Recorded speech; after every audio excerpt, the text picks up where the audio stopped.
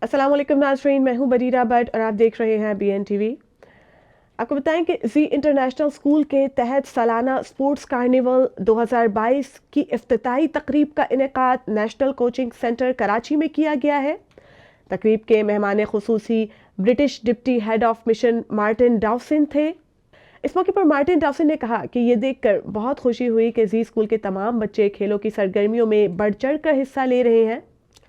اس موقع پر زی international school کے روح رواں ذیشان لوہیا نے کہا کہ اسکول کا اسپورٹس کارنیول بچوں کی حوصلہ افزائی کرتا ہے کہ وہ کس طرح کھیلوں کی سرگرمیوں میں شامل ہوں اور آگے بڑھ سکیں۔ اسپورٹس تعلیم کا ایک بہت اہم حصہ ہوتا ہے جو پاکستان میں ہمیں کم ہی دیکھنے کو ملتا ہے۔ ہم ہر سال یہ تقریب منعقد کرتے ہیں۔ اس کے علاوہ اسکول میں بھی روزانہ کی بنیاد پر مختلف کھیلوں کی باقاعدہ کلاسز ہوتی ہیں۔ زی انٹرنیشنل اسکول کے سالانہ اسپورٹس کارنیول میں بچوں نے مختلف کھیلوں کے مقابلوں میں حصہ لیا۔ تقریب کا آغاز پاکستان کے قومی ترانے سے کیا گیا۔ بچوں نے شاندار پریڈ کا مظاہرہ کیا اور مہمان خصوصی کو سلامی پیش کی۔